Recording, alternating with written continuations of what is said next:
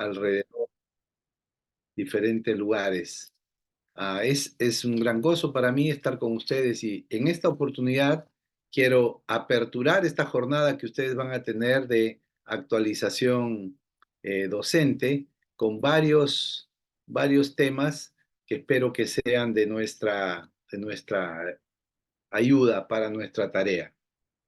El pastor me pidió hablar acerca de educación por competencias y yo voy a hablar sobre ese tema y también después me pidió hablar un poquito sobre FADES, esta iniciativa regional que tenemos hace alrededor de 20 años ya en la región, en diferentes lugares. Empezó aquí en Argentina, pero después se ha extendido a diferentes partes de la región con a veces nombres un poquito diferentes, pero voy a hablarles un poco de lo que se trata FADES y cómo estamos haciendo para FADES. Pero en esta primera parte voy a explicar un poco acerca de la educación por competencias y para llegar a este punto de la educación por competencias, permítame hacer referencia a algunos aspectos que tienen que ver con la educación teológica en el contexto nazareno.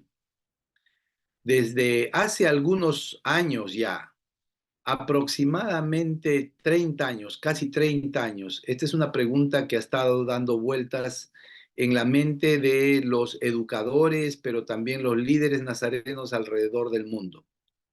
De hecho, la Junta Internacional de Educación y otros comités, como el Comité de Desarrollo Ministerial a nivel global, han levantado esta pregunta. ¿Cuál es el perfil del ministro cristiano que la Iglesia del Nazareno necesita para este nuevo tiempo? ¿Cuál es el perfil? ¿Qué características debería tener ese ministro nazareno en nuestro tiempo? Si podríamos pensar en el contexto de Bolivia, ¿cuál es ese perfil? A veces hemos reproducido modelos del pasado en la formación de ministros que no responden ni siquiera al presente y mucho menos al futuro.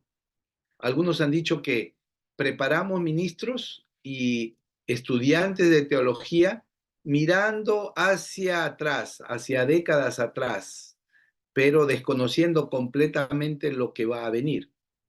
De hecho, los que hemos pasado por el seminario hace algunos años atrás, hasta décadas atrás, nos damos cuenta y descubrimos fácilmente de que hay temas que ahora están en la mesa del ministerio que tenemos que enfrentar, que no los trabajamos en nuestros diferentes cursos que tomamos mientras éramos estudiantes. Algunos temas de índole ético, moral, algunos desafíos contextuales que enfrentamos como iglesia hoy no estaban presentes cuando estuvimos en las aulas hace 10, 15, 20, 30 o más años atrás. Los desafíos eran otros y la forma como la educación intentaba contestar o responder a esos desafíos era otra. Los modelos cambiaron, los modelos educativos cambiaron, pero también los desafíos contextuales cambiaron. Entonces, no podemos educar mirando hacia el pasado, pretendiendo que esos estudiantes respondan al futuro. Y esta ha sido una preocupación creciente en la Iglesia del Nazareno, cuando diferentes líderes y estamentos y ministerios de la Iglesia vinculados con la formación pastoral se han hecho esta pregunta: ¿cuál es el perfil del ministro nazareno, un ministro cristiano que la Iglesia del Nazareno necesita? ¿Nuestros modelos educativos están respondiendo a esos desafíos? ¿Estamos preparando a ministros bajo esos nuevos perfiles que necesitamos? En base a eso es que surgió lo que probablemente varios de ustedes han escuchado, y permítame repetirlo muy brevemente como un marco introductorio a nuestro tema, esto de las 4C, que comenzaron a aparecer por primera vez en el Manual de la Iglesia de Nazareno en el año 1997 y se han mantenido hasta el presente, hasta el actual manual que va a salir en el mes de abril. Las 4C hablan de que en la formación integral de esos ministros nazarenos que necesitamos para este nuevo tiempo, debemos tener en cuenta estas 4 dimensiones de la formación, lo cual se aplica no solamente como una filosofía educativa, sino como una práctica educativa que debe estar presente en todos los espacios pedagógicos y educativos que usamos para la formación de ministros. Es decir, esto no es una linda declaración que queda en el manual o que queda en los archivos de la educación teológica nazarena, sino que debe cristalizarse en cada experiencia educativa de nuestros estudiantes. La primera C, ustedes la ven en la parte superior, tiene que ver con el conocimiento, con el conocer. Esto es la vida académica. Necesitamos que nuestros estudiantes tengan conocimiento teológico, conocimiento bíblico, conocimiento histórico, conocimiento teórico sobre diferentes áreas, sobre estrategias, sobre propuestas teóricas, sobre contenidos bíblicos, teológicos en nuestra tradición, especialmente arminiano-weleyana. Conocimiento. Sin embargo, en el pasado, la educación teológica se ha circunscrito específica y exclusivamente solamente a esta C. Es decir, formar a ministros aparentemente significaba solamente darles buen conocimiento. Con eso alcanzaba, con eso era suficiente. Ahora, en este tiempo, se está hablando que el conocimiento es solamente una de esas C, pero no es la única, no es la exclusiva, sino es solo unas dimensiones. Cuando hablamos de las 4C, estamos hablando de 4 dimensiones en la formación del ministro, en la formación integral. Las 4 son necesarias, son como 4 patas de una mesa que se requieren para mantener el equilibrio en la formación ministerial. La segunda C, por lo tanto, es la que aparece en la parte inferior, que tiene que ver con el carácter. Si el conocimiento tenía que ver con la vida académica, el carácter tiene que ver con la vida espiritual, con el ser, con la persona del ministro. Esto es más difícil de trabajar en la educación teológica, ¿no? Los valores, la espiritualidad, los principios, la ética, la moral del ministro, pero eso también tiene que estar incluido. No puede darse por sentado. No se puede creer que alguien que está en nuestro programa de educación y está preparándose para ser un ministro nazareno ya tiene resuelta esta parte de su vida espiritual. Al contrario, sería muy fatal de que una persona tenga mucho contenido, muchos conceptos, muchas teorías, mucho conocimiento, pero poca vida espiritual. Sería hasta peligroso, diría yo, tener una persona muy preparada académicamente, pero muy pobre espiritualmente. Entonces, es requerida estas dos C, conocimiento, carácter. Pero a esas dos le sumamos, la que está en el lado izquierdo, capacidades. Y las capacidades tienen que ver un poco con lo que vamos a estar hablando acerca de las competencias. Las capacidades tienen que ver con la vida ministerial propiamente dicha. Las capacidades tienen que ver con las destrezas, con las habilidades del ministro, con saber hacer o con hacer bien. Es decir, el ministro necesita saber predicar, saber enseñar, saber liderar, saber organizar, saber administrar, saber aconsejar, saber manejar conflictos, por ejemplo. No se trata mucho conocimiento, que sea muy espiritual, un hombre, una mujer de oración, sino que sepa hacer las cosas con excelencia. Con eso tiene que ver las competencias también. Y la cuarta C, que está en el lado derecho, tiene que ver con el contexto. Conocimiento, carácter, capacidades aterrizadas en un contexto, en un lugar de ministerio con características específicas. Yo sé que en Colombia hay diferentes características que en Bolivia, y que en Bolivia hay diferentes características aún entre sus diferentes provincias. Si estamos hablando del Alto o La Paz, el contexto será diferente a si hablamos de Santa Cruz o si hablamos de otros departamentos de Bolivia. Entonces, el ministro necesita, después de tener conocimiento y tener un carácter, una vida espiritual, carácter no significa con carácter fuerte, ¿verdad? Sino un carácter tiene que ver con el ser, la persona del ministro. Las capacidades tienen que ver con el saber hacer, pero el saber hacer ¿dónde? En el contexto donde Dios lo ha llamado a servir. Sea un contexto urbano, sea un contexto rural, sea un contexto marginal, ¿verdad?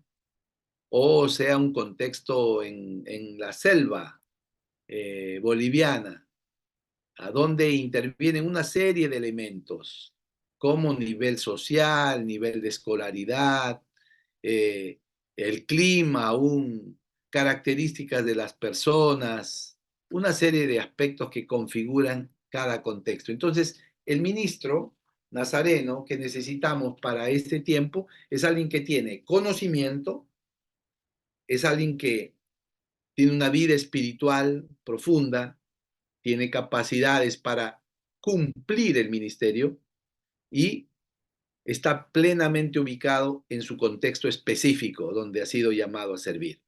Si lo pondríamos esto en una metáfora, tendríamos o podríamos hablarlo en estos términos. Conocimiento tiene que ver con la mente, una mente brillante, dedicada a aprender, una mente esponja que pueda adquirir nuevo conocimiento permanentemente. El carácter tendrá que ver con el corazón, un corazón consagrado, rendido a Dios, un corazón conectado con Dios, un corazón que ama a Dios sobre todas las cosas y ama al prójimo como sí mismo, como a sí mismo, empezando por su familia, sus hijos. Una persona con ética, con valores, con principios, con códigos. Capacidades tendría que ver con las manos, las destrezas, las habilidades para hacer cosas, predicar, enseñar, aconsejar, liderar, organizar, resolver conflictos. Contexto tendrá que ver con los pies, plenamente ubicado en una realidad específica, cualquiera que ésta sea. Mente brillante, corazón consagrado, manos adiestradas para servir y los pies bien afirmados en una realidad de ministerio específica. Eso es lo que dice el manual de la iglesia. Las diferencias culturales y la variedad de los recursos requerirán detalles en las estructuras curriculares. Eso significa que los currículos van a tener que ajustarse a eso. Sin embargo, todos los programas que suplan los fundamentos educativos para la ordenación al ministerio deben dar atención cuidadosa a su contenido, capacidades, carácter y contexto. Ahí están las 4C. El propósito de un curso de estudios validado es que contenga los 4 elementos o las 4Cs en mayor o menor grado. Y ahí está un repaso de lo que veíamos. Contenido, dominio de un cuerpo, conocimiento bíblico, teológico, histórico y misión. Capacidades, tiene que ver con el quehacer o con el hacer bien, dirían las competencias. Desarrollo de habilidades y destrezas profesionales para la práctica del ministerio. La tercera es el carácter, la persona, decíamos. Desarrollo de la calidad personal del ministro en carácter, ética, principio, valores, espiritualidad, relaciones interpersonales y familiares, carácter, la tercera C. Contexto, reconocer el lugar de ministerio, realidad específica del ministerio donde se desarrolla el servicio a Dios. Eso tiene que ver con la aplicación del conocimiento adquirido, porque no todos los contenidos, aún el lenguaje teológico que nosotros aprendemos como estudiantes ministeriales, se puede aplicar a todos los contextos, usted lo sabe. Hay que ajustar nuestro lenguaje, nuestras metáforas, nuestros ejemplos a las realidades específicas del contexto donde estamos sirviendo. Esta dimensión incluye el ambiente social, político, religioso, cultural. Las 4C.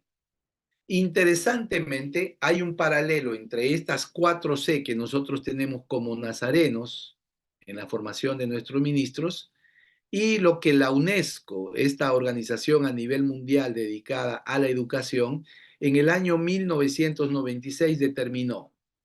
Ellos sacaron un documento en ese año que se llamó La educación encierra un tesoro, y esto presentaba los 4 pilares de la educación desde la UNESCO a nivel global.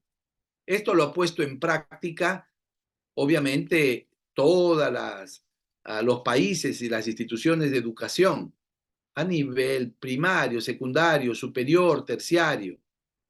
Y según la UNESCO, los 4 pilares de la educación eran, el primero, aprender a conocer.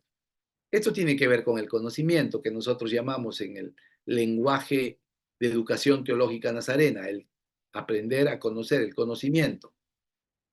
Ahí decía la UNESCO, es que el objetivo de la educación es desarrollar en el alumno los instrumentos del saber. El segundo pilar de la educación, según la UNESCO, es aprender a hacer, la práctica. No solamente el conocimiento, el saber, sino la práctica, la formación profesional, a fin de adquirir, como dice, no solo una calificación profesional, sino más generalmente una competencia. Ahí viene el término, competencia. Es decir, lo que se busca a través de la educación no es que el estudiante solamente tenga buen conocimiento, conocimiento correcto, conocimiento avanzado, conocimiento actualizado. Podríamos hablar en nuestra realidad de la educación teológica. No se trata de que el ministro nazareno tenga buen conocimiento teológico, que pueda dominar fechas, lugares, nombres, personajes de la historia. No alcanza con eso. Es necesario que sea una persona competente, es decir, que pueda hacer, que pueda tener respuestas a la luz del conocimiento adquirido frente a un gran número de situaciones y a trabajar en equipo. Este es el segundo pilar de la educación, según la UNESCO. El primero, aprender a conocer. Y el segundo, aprender a hacer. El tercer pilar para la UNESCO relacionado con la educación en general es aprender a ser. Y esto otra vez está vinculado directamente con lo que nosotros estamos haciendo como denominación. Aprender a ser tiene que ver, dice la UNESCO, con el desarrollo integral del ser humano en todas sus dimensiones y en la complejidad de sus expresiones. Es decir, el estudiante tiene que saber hacer, es decir, practicar el conocimiento, y en tercer lugar tiene que ser, desarrollar su persona, el ser humano, para que florezca mejor la propia personalidad y se esté en condiciones de obrar con creciente capacidad de autonomía, de juicio y de responsabilidad personal. Aprender a ser busca el desarrollo de la persona como un ser autónomo, un ser creativo, un ser pensante, un ser inteligente que puede ir desarrollando cada vez una mejor versión de sí mismo. Y el cuarto, aprender a vivir juntos, dijo la UNESCO. Esto se podría vincular un poco a lo que es la sede del contexto que nosotros le llamamos, la convivencia. La UNESCO habla de que el aprender a vivir juntos tiene que ver con el descubrimiento gradual del otro durante toda la vida. Relaciones de interdependencia, proyectos comunes, prepararse para encarar conflictos, respetar los valores del pluralismo, la comprensión mutua y la paz. Esos son, por un lado, las 4C de la educación teológica nazarena. Repasamos: conocimiento, carácter, capacidades, contexto. Y por otro lado, la UNESCO. ¿Cuáles eran los 4 pilares de la UNESCO? Saber, hacer, ser y vivir juntos. Si se dan cuenta ustedes, casi en el mismo tiempo, la UNESCO en el 96 y la Iglesia de Nazareno en el año 97 estaban buscando nuevas propuestas para la formación de las nuevas generaciones de estudiantes. Y es así cómo se llegó a las 4C. Ahora, ¿cómo funcionan las 4C? Mire ese gráfico que acabo de poner, voy a repetirlo. En la formación ministerial, en la educación teológica, ahí tenemos las 5 grandes áreas de nuestra malla curricular, de nuestros currículos en general. Hay 5 áreas: Biblia, teología, historia, pastoral y generales. Los diferentes cursos que tenemos pueden caer en alguna de esas 5 áreas. Por ejemplo, hermenéutica iría en Biblia y homilética iría en pastoral. Historia de la iglesia eclesiástica iría, historia eclesiástica, perdón, o historia de la iglesia, 1 y 2, iría en la tercera área que tiene que ver con historia. Introducción a la filosofía o introducción a la psicología iría en la 5ª área que llamamos ahí generales. Pero si usted se da cuenta, las 4C que venimos hablando, contenido, capacidades, carácter y contexto, atraviesan, otra vez lo voy a poner, mire, todas las áreas. Eso significa todos los cursos. La implicación directa de esto es que, sin importar el curso que damos, si usted está dando Nuevo Testamento, o si usted está dando consejería pastoral, o si usted está dando doctrina de santidad, en ese curso usted va a tener que integrar contenido, capacidades, carácter y contexto. Enseñar nuestros cursos no se trata solamente de dar buen contenido, contenido renovado, contenido actualizado, contenido importante, contenido que sea fiel a nuestra tradición teológica, sino que el contenido debe ir acompañado con capacidades, con carácter y con la sede del contexto. Esto tiene que ver con la 4C y la formación integral de nuestros ministros. Ahí aparecen otra vez la inicial, el gráfico inicial: conocer, ser, capacidades y contexto. Permítame detenerme ahí por unos breves minutos y quizás abrir el tiempo para ver si alguien tiene alguna pregunta con respecto a esto. Esa es nuestra base. Sobre eso trabajamos. ¿Cuál es el perfil del ministro nazareno que necesitamos para los próximos años, para las próximas décadas? Un ministro que responda en forma integral a estas 4C. ¿Hay alguna pregunta con respecto a ello? ¿Quedó claro en esta primera media hora de este trabajo, de esta exposición? ¿Alguna pregunta sobre las 4C? Me gustaría escuchar de parte de ustedes. Si están de acuerdo, si no lo están, si hay algo que no está claro. Abrimos estos minutos. Si no, la palabra. Hola, hola. Hola.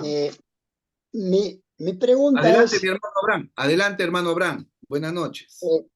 Buenas noches. Mi pregunta es si yo lo voy a elevar, estas variables tienden a, ¿cómo se dice?, a dejar de ser vigentes.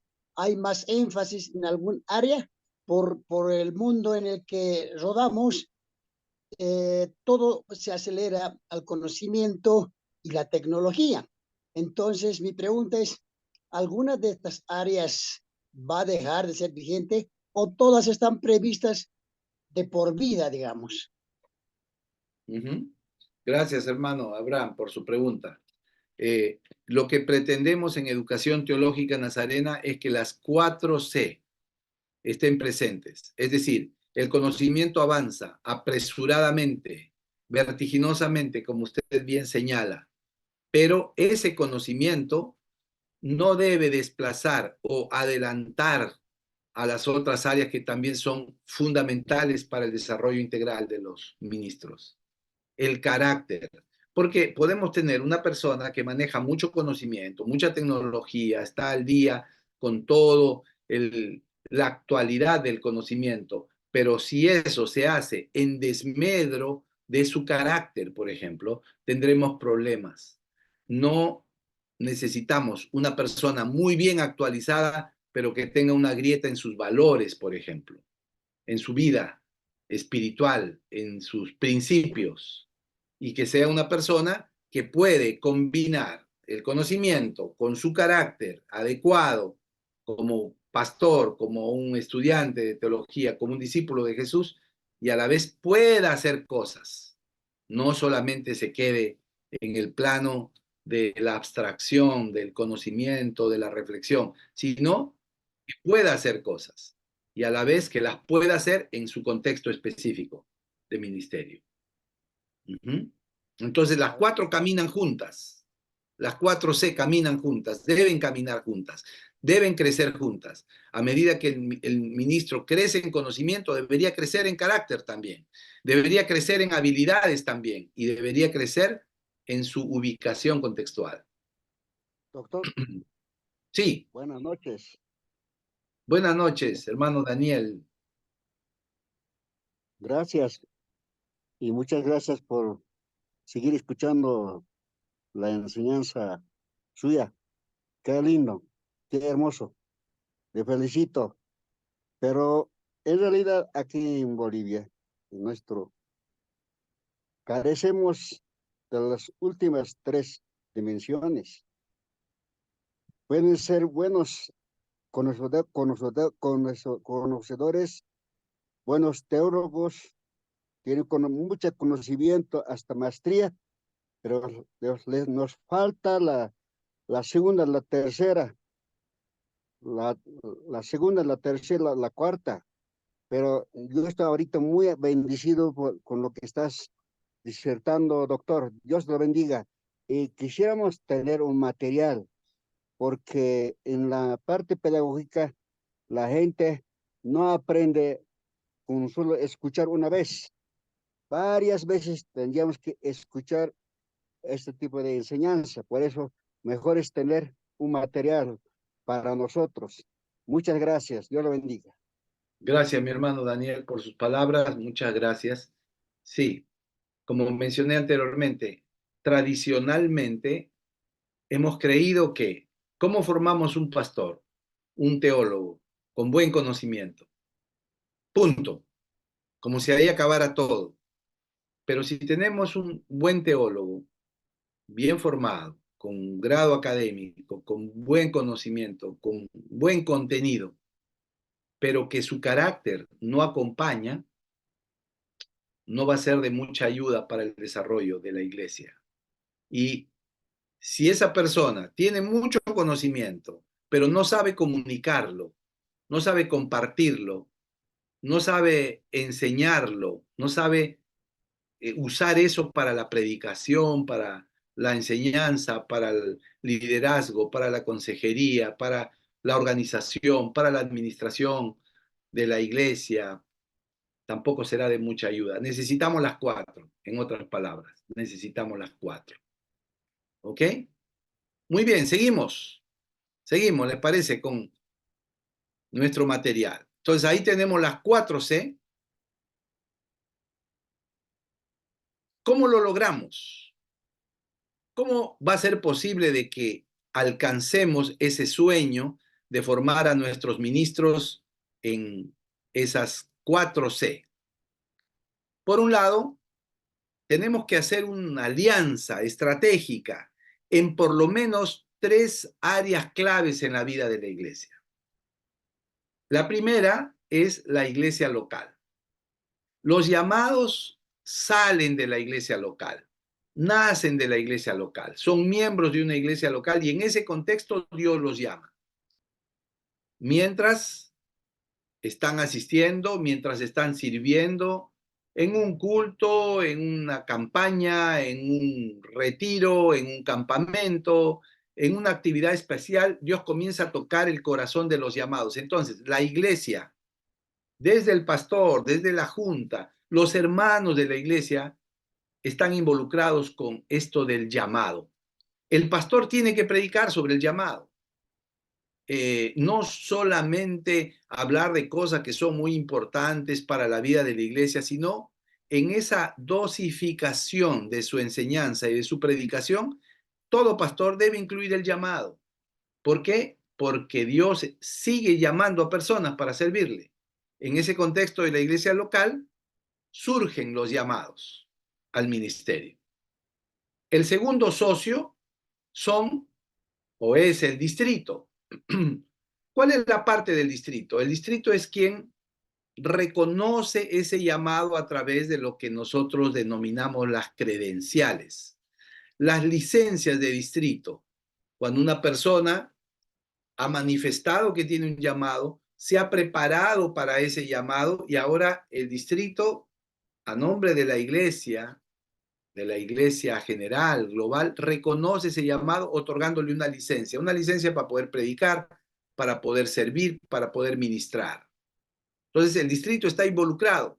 La iglesia local no puede dar una licencia distrital, usted lo sabe, pero el distrito tampoco es un espacio donde nacen los llamados, donde surgen los llamados, sino es la iglesia local. Y el tercero es la institución educativa, lo que también conocemos como el que provee la educación. Son tres socios. La iglesia local, donde surge el llamado o la mujer llamada al ministerio. El distrito, que reconoce ese llamado a través de las licencias y finalmente a través de un proceso de ordenación. Y la institución educativa, que en este caso es Senabol, quien provee educación y prepara, capacita a los llamados. Yo les pregunto ahí, ¿en cuál de estos tres espacios el candidato al ministerio, el llamado, la llamada al ministerio es ordenado, es aprobado para ordenación? Es en el contexto del distrito. La iglesia local no puede ordenar, ni el seminario tampoco puede ordenar. Es decir, el distrito necesita caminar junto con la institución educativa, que es la que está preparando a los llamados. Y la institución educativa, el seminario, no tiene membresía, no es una iglesia local. La iglesia local es el contexto donde nacen las personas llamadas al ministerio. Necesitamos caminar juntos. Estamos en el buen sentido obligados a caminar juntos, a servir juntos, haciendo cada uno nuestra parte para acompañar a estas personas que Dios está llamando en nuestro tiempo, para poder formar de ellos ministros integrales de 4C, ministros 4C, podemos decir. Ministros que tengan contenido, que tengan carácter, que tengan capacidades y que conozcan su contexto. Bien, ahora, ¿cómo lo hacemos? ¿Cómo preparamos a esos ministros? Y ahora ya voy a la tarea del Senabol propiamente dicho. Recuerdan lo que vimos aquí anteriormente. La institución educativa, que en este caso de Bolivia está representado por el Senabol. Eso implica desde el rector, el personal administrativo, la facultad, los profesores en el campus, pero también los profesores por extensión en ETED, en los diferentes distritos donde están, los coordinadores de ETED, todo un equipo que está trabajando para formar a los llamados al ministerio. ¿Cómo lo hacemos? A través de 30 cursos nuevos requeridos para ordenación. Y esto solamente como información para ustedes. Probablemente usted ya conocía esto, pero permítame repasarlo muy rápidamente. Para que alguna persona llegue a ser candidato para ordenación en la Iglesia Nazareno, incluyendo el país de Bolivia, necesita haber completado estos 30 cursos de ordenación. para que alguien sea candidato. No significa que completa los 30 y ya va a ser ordenado, sí o sí. No, tendrá que pasar por otros requisitos y esos requisitos tendrán que ser administrados, verificados por la Junta de Estudios Ministeriales y la Junta de Credenciales Ministeriales. Pero estos son los 30 cursos requeridos y permítame leerlos solamente como un repaso. Hermenéutica bíblica, Antiguo Testamento 1 y 2, Nuevo Testamento 1 y 2, métodos exegéticos, epístolas pastorales. Todos esos cursos, esos 7 cursos, son del área de Biblia, como usted lo puede ver, de Biblia. De ahí vienen las teologías, teología sistemática 1, 2, 3, teología sistemática 4, ese es un curso nuevo. Teología de Santidad 1, Teología de Santidad 2, Bases Bíblicas y Teológicas del Ministerio, Historia Eclesiástica 1, Historia Eclesiástica 2, Historia e Identidad de la Iglesia de Nazareno, Formación y Liderazgo Espiritual, Bases Bíblicas y Wesleyanas de la Adoración, Bases Bíblicas y Teológicas de la Familia, Educación Cristiana, Homilética 1, Cuidado y Asesoramiento Pastoral, Evangelismo y Desarrollo Integral de la Iglesia, Organización y Política de la Iglesia del Nazareno, Administración y Gestión de los Recursos Eclesiásticos, Ética Cristiana, Movimientos y Corrientes Teológicas Contemporáneas, la Iglesia en Misión y finalmente Introducción a la Sociología. Esos son los 30 cursos. Son diferentes a los que teníamos hace algunos años atrás. Esto cambió a partir del 2021. Cambió. Y hace algunos años. Por eso estoy haciendo un recordatorio solamente. Pero se agregaron 6 nuevos cursos a los requeridos para ordenación. El primero, métodos exegéticos. Usted puede decir, oh, no, pero ese curso ya estaba. Sí, probablemente ya estaba, pero estaba como parte del bachillerato en teología, que tiene 45 cursos. No estaba dentro de los 30 cursos de ordenación. Ahora está dentro de los 30 cursos de ordenación. Es decir, todo candidato al ministerio que sea ordenado en el futuro tiene que haber tomado métodos exegéticos. Segundo, epístolas pastorales, lo mismo que les decía anteriormente. Quizás ya estaba dentro de los 45 del bachillerato en teología, pero no estaba en los 30 de ordenación. Teología sistemática 4, este es un curso completamente nuevo, no estaba, antes no estaba. Teníamos solo 3 teologías, pero ahora tenemos teología 4, que tiene que ver sobre apologética, que tiene que ver sobre angeología, también sobre demonología, que son algunos temas que estaban faltando en relación a la formación teológica de los candidatos. El otro es Teología de Santidad 2, estaba dentro del bachillerato, pero no dentro de los 30 de ordenación. Bases Bíblicas y Teológicas del Ministerio, y este es un curso nuevo, Administración y Gestión de los Recursos Eclesiásticos. Este tiene que ver con el manejo de la contabilidad, tiene que ver con los informes financieros, tiene que ver con algo de rituales también.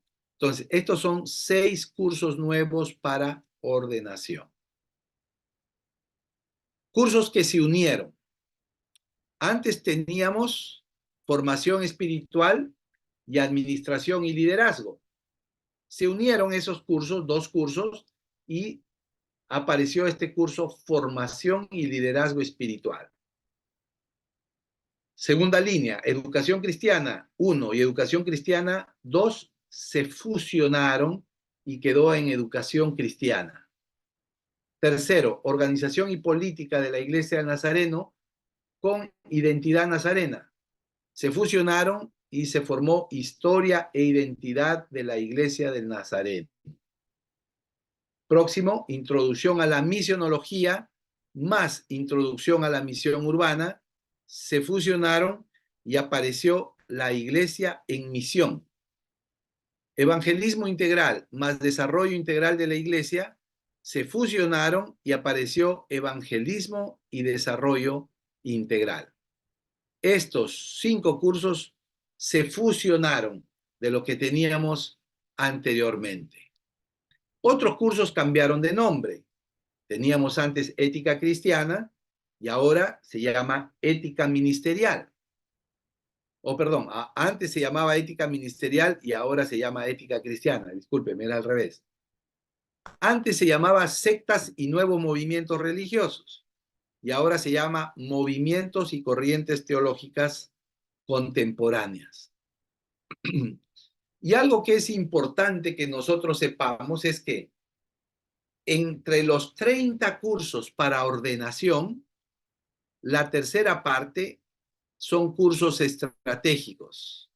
Estos que usted ve en la pantalla. Le leo los nombres. Formación y liderazgo espiritual, teología sistemática 1, 2, 3 y 4, teología de santidad 1 y 2, bases bíblicas y teológicas del ministerio, historia e identidad de la Iglesia del Nazareno y organización y política de la Iglesia del Nazareno. Estos 10 cursos que llamamos estratégicos, como usted puede ver en la parte inferior de su pantalla, no son convalidables para ministros o estudiantes que vienen de otra denominación o seminario no nazareno. ¿Cómo se traduce esto en la práctica? Si hay algún estudiante o algún ministro que viene de otra denominación, estos cursos que ha tomado en su seminario de esa otra denominación no son convalidables. Y él, para que sea un ministro dentro del cuerpo ministerial de la Iglesia de Nazareno, va a tener que ponerse al día, va a tener que tomar estos 10 cursos, que representan bien lo que nosotros somos y lo que nosotros creemos como nazarenos. ¿Está bien? Y a eso le denominamos cursos estratégicos. Muy bien. La segunda parte entonces de esta exposición, la primera tenía que ver con las 4C, pero esta segunda tiene que ver con los 30 cursos de ordenación. Algunos nuevos, 6 dijimos que eran nuevos, otros se fusionaron y hay algunos cursos estratégicos que no se pueden convalidar. Si alguien viene que no sea nazareno, tiene que sí o sí tomarlos con nosotros, sea Senabol o sea algún centro de TED que tenemos en el país de Bolivia. Hago un nuevo paréntesis aquí para escuchar sus preguntas que tengan en relación a esto del currículo de los 30 cursos de ordenación. Recuerde, por favor, lo que yo le mencionaba anteriormente, que estos cursos de ordenación, estos 30, van a tener que darse bajo el enfoque de las 4C. En cada curso vamos a tener que dar contenido, ayudar con el desarrollo del carácter, mejorar las capacidades y permitir que el estudiante se ubique en su contexto de ministerio. ¿Está bien? ¿Alguna pregunta con respecto a esto? Pastor, buenas noches. Tito Paye. Pastor, ¿por qué organización política de la iglesia es estratégico y no básico? Por favor.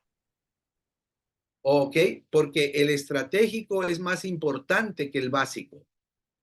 El curso estratégico significa que una persona que viene, por ejemplo, de la iglesia pentecostal y se une a la iglesia del Nazareno y dice, yo quiero ser pastor, pero yo estudié en el seminario pentecostal.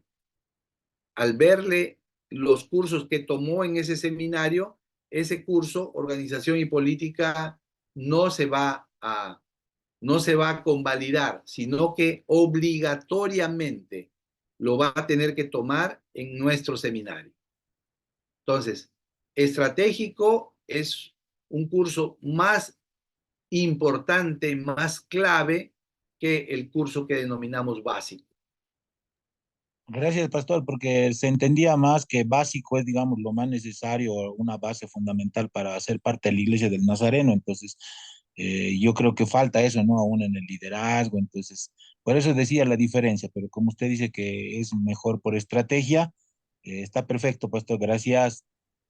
A usted, pastor, le llamamos estratégico porque decimos, ese curso sí o sí lo tiene que tomar un pastor que quiere servir en la iglesia del Nazareno. ¿Ok? ¿Alguna otra pregunta, por favor? Tenemos unos minutos antes de pasar a la próxima.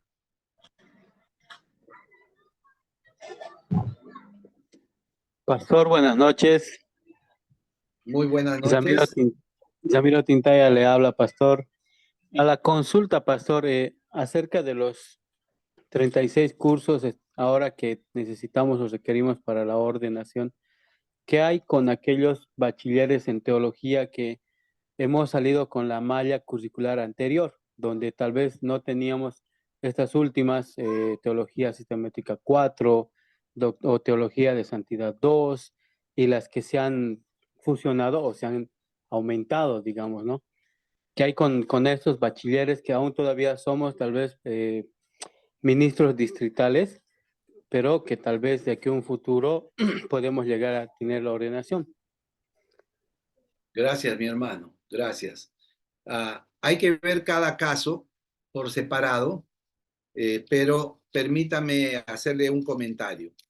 Si el estudiante ya ha terminado su bachillerato bajo el programa anterior de los 30 cursos, si ya lo ha terminado y ya es un bachiller, no necesita actualizar esos 30 cursos a la luz de la nueva malla.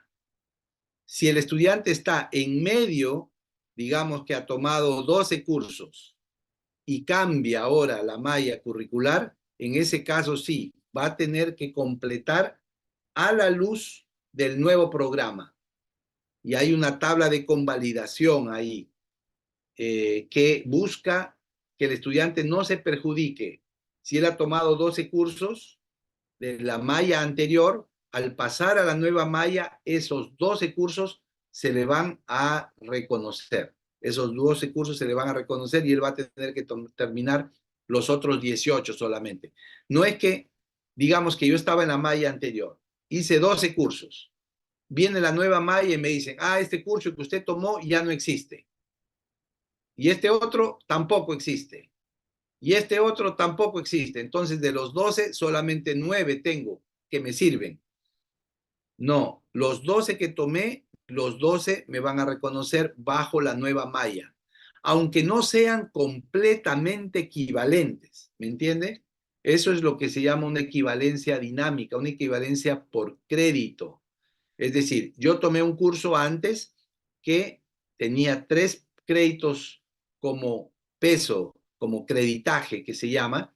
Ese curso lo voy a convalidar por uno de la nueva malla de 3 créditos también, aunque no tengan el mismo nombre exactamente. Pero lo que se busca es que el alumno no sea perjudicado. ¿Está bien? Buenas noches. Buenas noches. Doctor, quería preguntarle, en el guía de desarrollo ministerial hasta 2024 están los 30 cursos para la ordenación, ¿no? Pero ahora indica que hay 6 más, ¿eso es verdad? No. Esos 6 son parte de los 30, Pastor Ladislao. Claro, Esos 6. son convalidables o si no, hay que integrar los 30, ¿no? Sí, en total son 30. Yo lo Claro, que estaba diciendo ahí, de los 30 anteriores que cambiamos a 30 nuevos ahora, 6 son nuevos, pero los 6 nuevos son parte de los 30, los que leí. Esos 30 que yo leí, ahí están los 6. muy bien, No son, gracias. no son 6 más, no son 36, son solo 30. Esos 6 nuevos son parte ahora de esos 30. Muchas gracias, Ahora, porque se entendía que 6 más se aumentó. No es así, sino que son 30 no, cursos siguen para la siendo ordenación 30. obligatorias, Sí, ¿no? Gracias. siguen siendo 30. Ahora, mientras usted, que es profesor, pastor, sea el doctor Ladislao u otras personas que estamos enseñando, A medida que vamos dando cualquiera de esos 30 cursos, tenemos que tener en cuenta lo que hablábamos en la primera charla de la primera hora, que las 4C tienen que estar presentes. Muy bien. Contenido, carácter, capacidades y contexto. A través de ese curso, pensemos un curso, cualquiera. Nuevo Testamento 2, ¿ok? En ese curso de Nuevo Testamento 2, yo tengo que ayudar al estudiante, al llamado, a que pueda avanzar en esas 4C.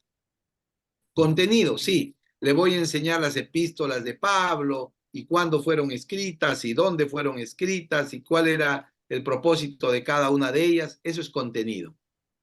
Pero también debo ayudarle en esos cursos a que el estudiante mejore su carácter cristiano, su espiritualidad, sus valores, sus principios. Eso obviamente no será a través de una lectura, no será a través de un libro. Tendremos que encontrar otra metodología pedagógica para que él pueda, en ese curso que yo estoy dando, Nuevo Testamento 2, desarrollar su carácter cristiano. Puedo pedirle un diario espiritual, por ejemplo. A medida que él va leyendo las epístolas de Pablo, que él elabore un diario espiritual. O que él se haga un autoanálisis espiritual como ministro a la luz de la carta a los filipenses, por ejemplo. Carácter. Capacidades y contexto. En cada uno de los 30 cursos tenemos que ayudar al estudiante que se desarrolle en las 4C. Muchas gracias, Gracias doctor. por la pregunta. ¿Alguna otra? Una Pastor. pregunta, doctor. Doctor, tengo Adelante, mi la hermano Daniel. ya. Los que son estudiantes o ya son estudiantes, pero no son bachilleres en humanidades. Ahora 30 cursos va a cursar y puede ser también candidato para la ordenación. Sí, sí. No conozco bien el término, si usted me ayuda, hermano Daniel. ¿Bachillerato en humanidades es el bachillerato en educación secundaria? Claro, bachiller en educación secundaria. No Ok, es bien. bachiller en la educación secundaria, pero ha terminado los cursos en Senabol, no sé cuántos cursos requeridos, no sé, 30 nomás para su egreso, no para bachiller en teología, porque yo entiendo que no admite para ser bachiller en teología, porque 45 materias. Pero pregunto ahora, ¿esa persona, ese hermano, puede ser candidato a la ordenación?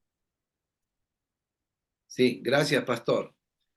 El tener el secundario completo, la educación secundaria completa, o como usted dijo, el bachiller en humanidades completado, no es un requisito para que alguien sea ordenado.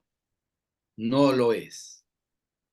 Alguien sin secundaria completa, habiendo hecho los 30 cursos de ordenación, es candidato para ser ordenado como un presbítero en la iglesia nazarena. Para el bachillerato en teología es otra cosa.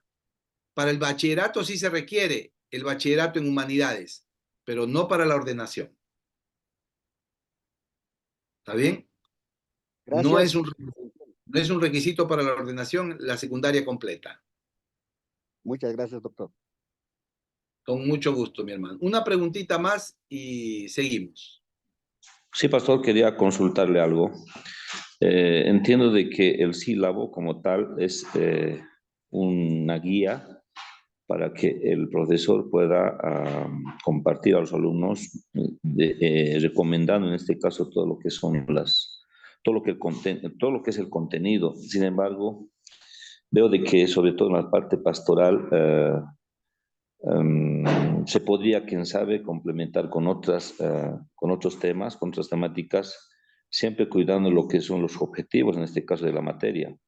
Yo creo que se puede, ¿verdad? Porque hay algunos temas que de repente no son probablemente adecuadas, se podrían mejorar o de repente se podrían cambiar, pero sí el objetivo el mismo de la materia tendría que ser la que nos ayude para poder determinar la parte de la temática.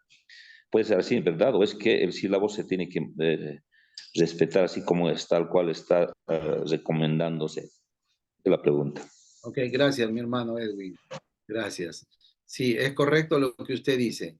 Se puede hacer cambios en el sílabo sin afectar el objetivo. Es decir, por ejemplo, en el objetivo dice leer el libro de tal autor. Usted puede cambiar y decir, no, ese libro no me parece adecuado. Yo puedo cambiar ese libro, usar otro libro, otra lectura. Pero cambio lectura por lectura, libro por otro libro, digamos. Porque va usted a encontrar otras asignaciones en el sílabo que es, por ejemplo, sobre el desarrollo del carácter, que de repente en el sílabo se le va a pedir al estudiante que desarrolle una autobiografía espiritual. Entonces, esa consigna tiene que ver con el área del carácter del estudiante. No la podemos cambiar por la lectura de un libro. ¿Por qué? Porque la lectura de un libro tiene que ver con el desarrollo de conocimiento. Entonces, se pueden hacer esos cambios en el sílabo siempre y cuando la asignación que ha sido sugerida, recomendada en el sílabo, se cambie por otra que es de la misma naturaleza, no de otra cosa. Digamos, si por ejemplo se pide, le pongo otro ejemplo, que el estudiante haga una encuesta en su barrio sobre algún tema, sobre la violencia de la mujer. Y usted dice, no, eso no se aplica acá en mi contexto donde yo estoy, porque es difícil que el estudiante haga una encuesta sobre ese tema. ¿Ok? Esa consigna que ha sido dada está dada para ayudar al estudiante que aprenda a desarrollar sus capacidades. No es de conocimiento, no es de carácter, es de capacidades. Entonces, ¿se puede cambiar eso? Sí, pero por otra actividad que tenga que ver con el desarrollo de las capacidades. Usted le puede decir, por ejemplo, bueno, que el estudiante haga un programa de radio sobre la violencia de la mujer. Cambia la encuesta por el programa radial, pero lo que está en ambos casos buscando es que el estudiante pueda desarrollar sus habilidades ministeriales, sus destrezas ministeriales. No sé si me comunico con esto, hermano Edwin. Es decir, cambiamos contenido por contenido, capacidades por capacidades, carácter por carácter, pero lo que queremos es evitar de que todo el sílabo gire alrededor solamente de contenido, lecturas, exámenes, libros, análisis de materiales, sino que pueda ayudarnos cada curso a conocimiento, capacidades, carácter y también el contexto. Gracias, pastor. Se entiende bien. Por otra parte, entiendo de que en las anteriores gestiones se enviaban hasta guías para los docentes. No sé si ahora han trabajado en ese sentido porque parece que pues en esa parte estamos tal vez falto, ¿no? de este material que podría ayudar tal vez mejor para que la parte de la docencia pueda fortalecer más esto de lo que es la enseñanza. Sí, gracias, hermano Edwin. Es una buena recomendación. Realmente hay algunas guías que aparecen en los módulos que nosotros producimos en su tiempo, el año 2008 más o menos, 2010, y que se pueden usar esas guías para algunos cursos, pero hay otros cursos nuevos que no tienen esas guías y necesitamos trabajar con eso. Necesitamos trabajar en el desarrollo de esas guías. Pero sí es una tarea pendiente que tenemos y que tenemos que desarrollar a nivel de todos los profesores, de todos los seminarios, porque es una tarea gigantesca que obviamente no lo puede hacer ninguna institución por sí sola y mucho menos la oficina regional, donde no tenemos un equipo de profesores, pero sí podríamos convocar a profesores de diferentes instituciones de Sudamérica, incluso más allá de Mesoamérica, que nos ayuden con la confección de esas guías para el desarrollo de los cursos. Ok. Gracias, mis hermanos. Excelentes preguntas. Excelentes preguntas. Permítame continuar con otra parte de nuestra exposición. Entonces, llegamos ahora al nuevo modelo de educación por competencias. ¿Qué significa esto? Probablemente usted ha escuchado esta palabra ahora nueva que se está usando en la educación en general, no solamente en la educación teológica, sino en la educación en general. Educar por competencias. Competencias no tiene que ver necesariamente con ganarle al otro, ¿verdad? De competir. No tiene que ver con eso, sino más bien tiene que ver con el desarrollo de capacidades. Y lo vamos a ver eso ahí. El enfoque por competencias ministeriales de las 4C. Cuando la educación teológica busca la transformación, no solamente la acumulación de información. Muchas veces la educación en general y la educación teológica en particular ha sido concebida solamente como el tratar de llenar un montón de información al estudiante en su cabeza. Información importante, información doctrinalmente, teológicamente correcta, históricamente muy valiosa, pero de llenar de información.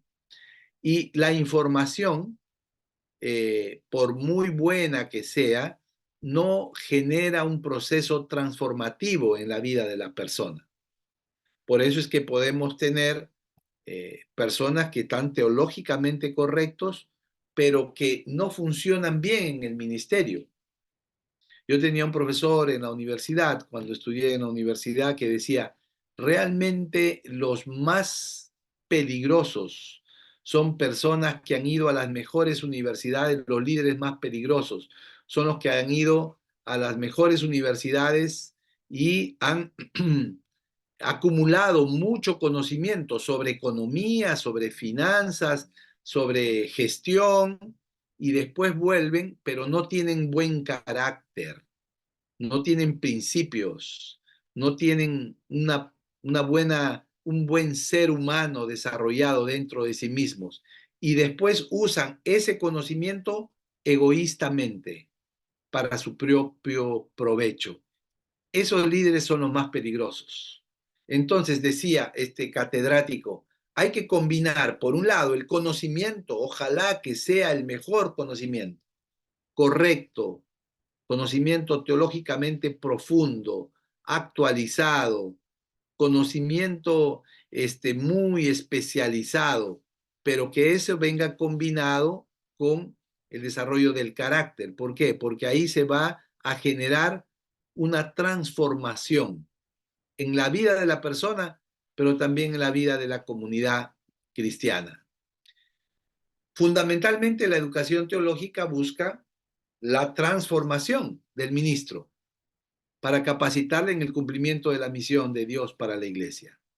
Educar teológicamente no se trata solamente de expedir títulos que la persona después pueda colgar en su oficina pastoral. Tampoco la educación teológica se trata de proveer muy buenos conceptos actualizados que estén al día con los mejores autores y los mejores libros, sino la educación teológica se busca que la persona misma sea transformada completamente. La renovación de su mente, pero también la renovación de su corazón, que sea un corazón fresco, consagrado a Dios. De hecho, una de las acusaciones que se ha hecho históricamente a los seminarios, no estoy hablando de su seminario, por favor, sino de los seminarios teológicos en general, es que esos procesos transformativos no ocurren en la vida del estudiante, sino más bien que el estudiante, después de haber pasado por un programa formal de educación, se convierte en un crítico acérrimo de la iglesia. Y se sube a un balcón y desde el balcón comienza a disparar a la iglesia. Y comienza a decir todo lo que la iglesia está haciendo mal. La adoración no está bien, no está correcta bíblicamente. Y las estrategias que usen para evangelismo son caducas, son antiguas, esas ya no sirven. Ahora se usa otro tipo de evangelismo. Y la teología, no está una buena teología. John Mackay, que fue un teólogo inglés, decía que hay dos formas de ser ministro. Una, ser un ministro del balcón, que desde arriba ve todo y señala lo que está mal y acusa lo que está mal y cuestiona lo que está mal. Y la otra forma, decía, es el teólogo del camino, el teólogo del balcón y el teólogo del camino. El teólogo del camino es el que desciende y camina con la iglesia. Y a medida que va caminando con la iglesia, es transformado por la comunidad de fe. Y la transforma también él mismo, con su aporte, con su conocimiento. Es decir, es el teólogo del día a día, de la cotidianidad, de la lucha. Es el teólogo del aporte, de la retroalimentación. Es el teólogo de la transformación. No el que desde arriba solamente señala las cosas que no están bien. Entonces, la educación teológica formal de los seminarios ha sido cuestionada por eso, porque no genera un proceso transformacional en la vida del ministro. Entonces, después se gradúa, quizás hasta se ordena, pero lejos de ser un elemento que contribuye al avance y desarrollo de la iglesia, se convierte más bien en un elemento cuestionador, crítico, ¿verdad? Que es un obstáculo para el desarrollo de la iglesia. Entonces, cuando hablamos de educación por competencias, esta educación que busca la transformación, ¿cómo debemos entender la competencia ministerial? La competencia ministerial debemos entenderla como la integración de un conjunto de saberes que logran que en el desempeño de sus tareas, mire, la competencia ministerial es un conjunto de saberes, un conjunto de conocimiento. La competencia ministerial, por favor, no malentendamos creyendo que la competencia ministerial es poner a los estudiantes a que hagan cosas, se conviertan simplemente en repetidores, en obreros. A ver, 1, 2, 3, 4, tipo fórmula, y él aprende 1, 2, 3, 4. No.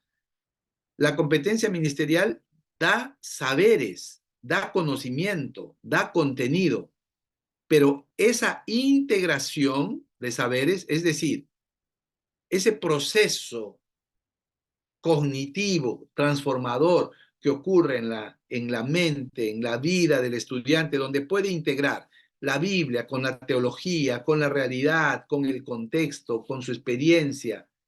Esa integración logran que el estudiante, en el desempeño de sus tareas, de su ministerio, ¿no?, haga algo bien hecho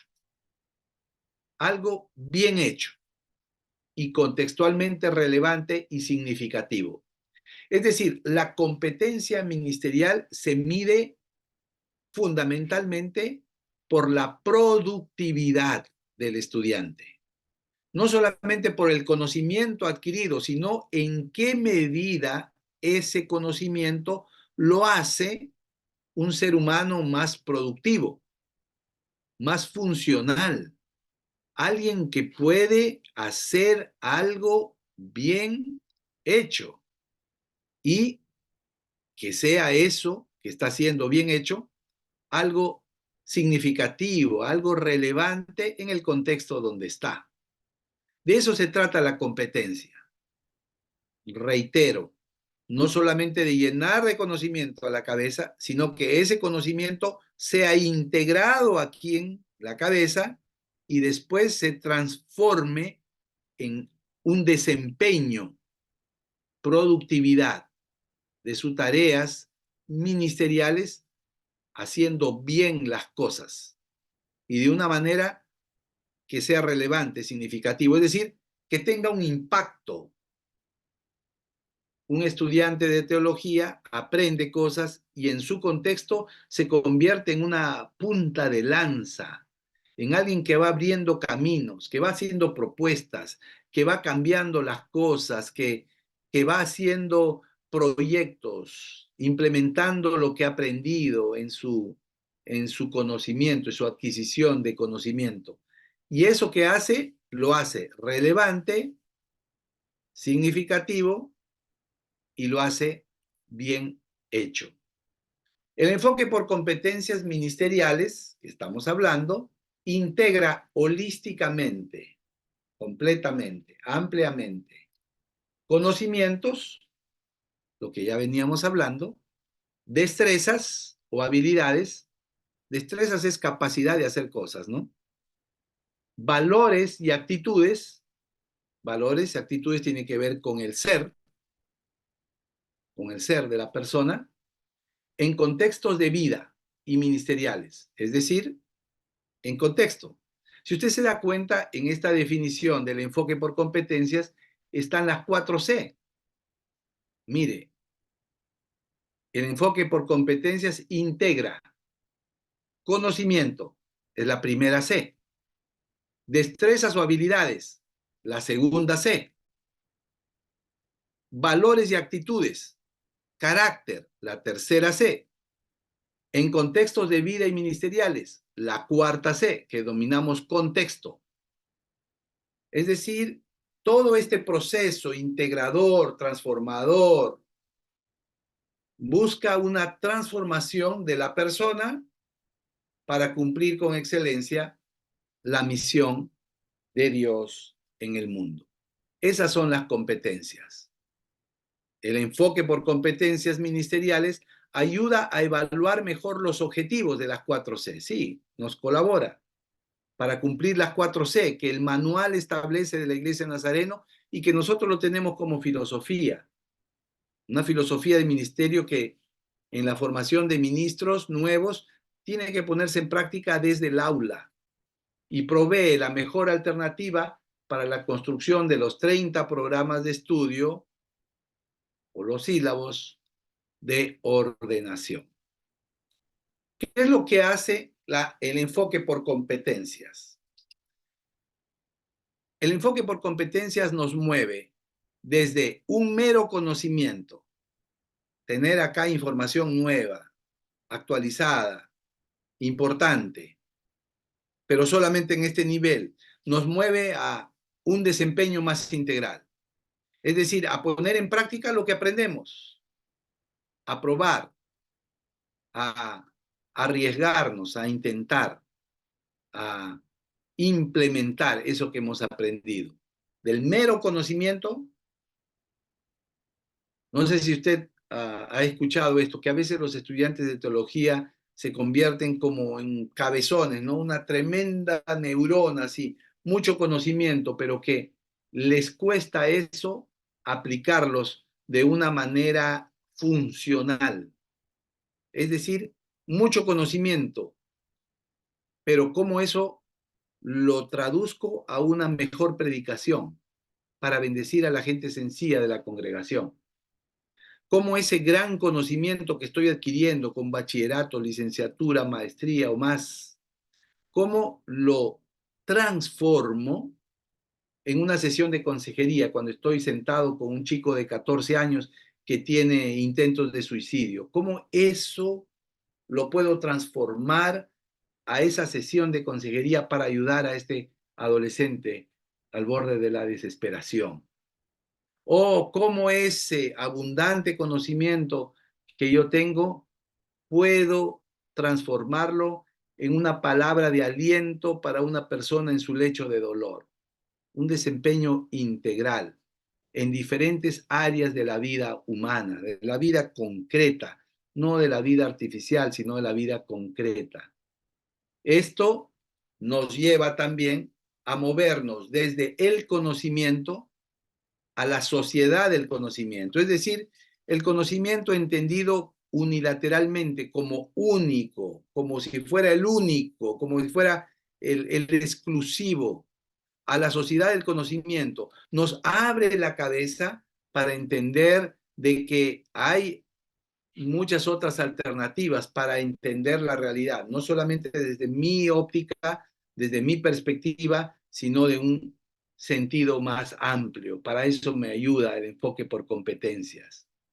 Y hablando pedagógicamente, las competencias o el modelo de competencias me mueve desde la enseñanza hacia el aprendizaje.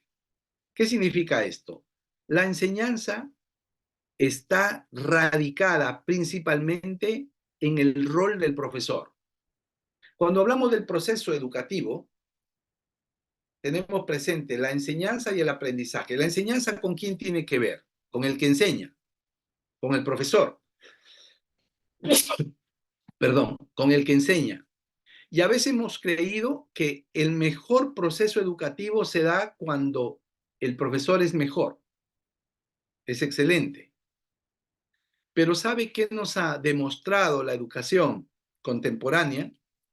Que un mejor proceso educativo es no solamente donde hay buena enseñanza, sino sobre todo donde hay aprendizaje. Y el aprendizaje tiene que ver con el alumno. Es decir, el proceso educativo tiene estos dos elementos, enseñanza y aprendizaje. La enseñanza tiene que ver con el profesor, el aprendizaje tiene que ver con el alumno. Para que se dé el proceso educativo, es necesario que el profesor enseñe bien, por supuesto, que esté preparado para enseñar, pero que el alumno aprenda, porque si no, no se cierra el proceso. Y queda solamente como una linda experiencia donde el profesor nos deslumbra con su conocimiento, quedamos admirados con lo que él sabe, hasta nos enorgullecemos con, yo tuve como profesor a tal persona, tremendo profesor. ¿Y tú aprendiste? No, no aprendí mucho, pero él es excelente profesor. No se trata de eso. El mejor profesor es el que logra que sus estudiantes aprendan. El mejor profesor no es aquel que es una enciclopedia andando, una enciclopedia viviente, dicen otros, ¿no? ¿Cómo sabe? Es una biblioteca, tiene cantidad de información en la cabeza. No se trata del profesor solamente. Qué bueno que tengamos profesores así, pero se trata de cuánto aprendimos nosotros.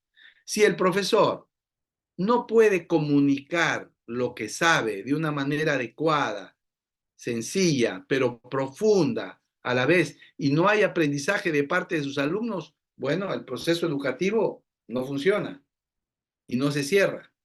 Entonces, ¿qué hace la educación por competencias? Nos moviliza desde la enseñanza, centrada solamente en mí como profesor, hacia el aprendizaje, centrado en los alumnos. Un buen profesor es aquel que regresa a su casa en la noche después de dar su clase y no se comienza a jactar con su esposa de lo buen profesor que es o lo bien que enseñó esa noche y todo salió bien y todos los PowerPoints y todo, sino un buen profesor es el que regresa a su casa esa noche y va con la certeza de que sus alumnos aprendieron, de que ellos se quedaron con parte del conocimiento, de lo que él pudo compartir con ellos. Entonces, el enfoque por competencias ministeriales nos ayuda a cumplir las 4C de conocimiento, carácter, capacidad y contexto con un enfoque cualitativo, es decir, un enfoque de calidad que integra los distintos saberes en un solo sílabo para la formación integral del ministro. Y déjeme remarcar esto.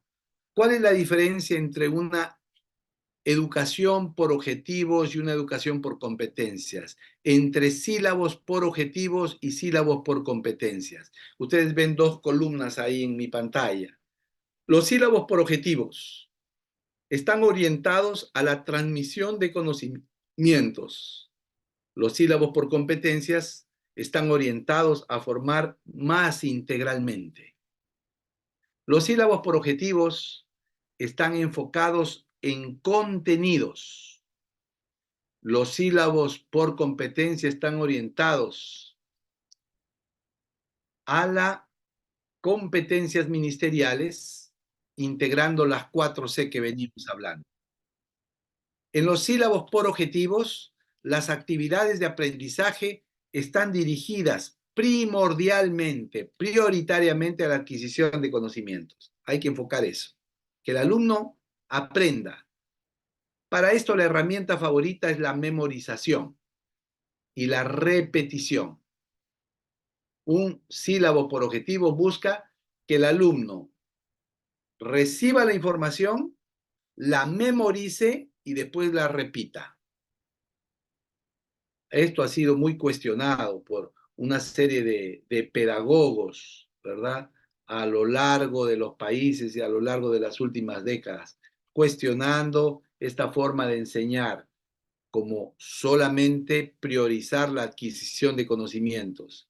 Pero el sílabo por competencias busca que las actividades de aprendizaje, estoy leyendo en la columna de la derecha, estén dirigidas a formar destrezas. Es decir, ayudarle a ser mejor ministro, un ministro más preparado, un ministro que pueda hacer mejor, que pueda cumplir mejor, que pueda hacer bien las cosas relevantes y significativas. Y la última comparación es que en los sílabos por objetivos, la evaluación con énfasis está marcada en énfasis en la calificación numérica final. Es decir, el objetivo de un sílabo bajo esa filosofía es que el alumno al final reciba un número de aprobado. En el otro caso, las competencias, la evaluación no es una evaluación final, sino una evaluación procesual, una evaluación formativa también le llaman, es decir, a lo largo del proceso. Él va evaluándose a sí mismo y el profesor, el tutor, el moderador, el facilitador, le va ayudando para que el proceso mismo se convierta en una constante evaluación con el propósito de ir mejorando su aprendizaje. Entonces, esta es la tercera parte que quería compartirles, según lo que el rector, Pastor Luis Adolfo, me había solicitado. Primero, las 4C. Segundo, los nuevos cursos de ordenación, los 30 cursos de ordenación. Y la tercera parte, la educación por competencias. ¿Cómo funciona la educación por competencias y por qué nosotros creemos que ese tipo de educación se ajusta más al modelo de las 4C, que es lo que queremos implementar para la formación de nuestros ministros en el futuro? ¿Ok? Abro otra vez. Esta es nuestra tercera media hora y abro este tiempo para preguntas y diálogo. Doctor Jorge, yo quería preguntar, el sílabo que actualmente tenemos ya actualizado por competencias, nos indican que es un sílabo híbrido, no es exclusivamente por competencias. ¿Por qué motivo está haciendo híbrido o pedagógicamente tiene que estar así? ¿O algún día será puro, digamos, por competencias y se sacará el de objetivos? No sé, ¿nos puede explicar un poco? Ok, gracias.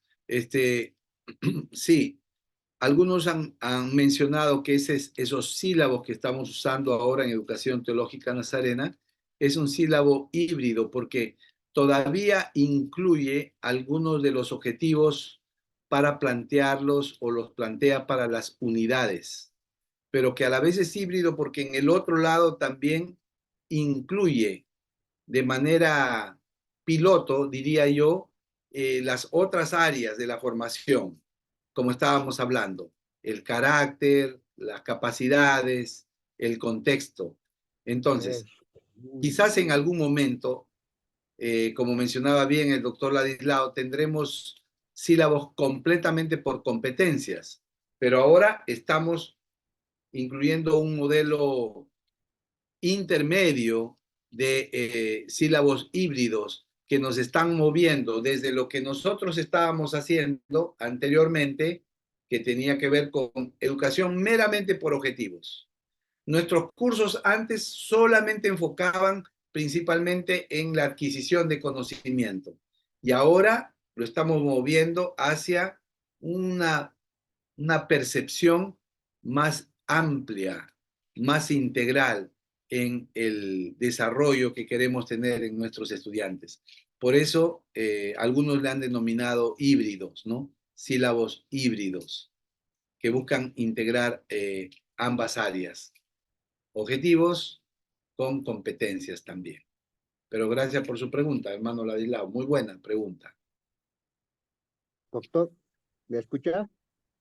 Sí, mi hermano Daniel, adelante, por favor. Bueno, muy interesante de lo que usted está hablando sobre la competencia en los holísticos.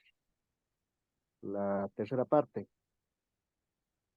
Aquí en Bolivia, la competencia se ha implantado desde el año 1994 en la educación regular como en la educación superior. Entonces, superior en lo que quiero decir en las universidades públicas como en las privadas. Pero el holístico se ha implantado en el gobierno de Evo Morales, aquí en Bolivia.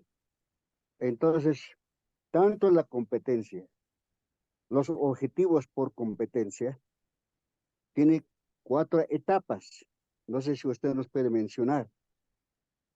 Lo mismo, el objetivo holístico tiene también 4 etapas que tiene que cumplir las 4 dimensiones. Ahora, por decir que me mandan sílabos, hablando de otro seminario, de 2 seminarios, me manda sílabo, yo mis objetivos, los objetivos por competencia, yo trato de adaptar y mejorar el sílabo, mi plan de curso. Pero el rector del seminario ya no está de acuerdo, sino tengo que hacer como dice en su sílabo que nos ha mandado. Ahora, en otro seminario,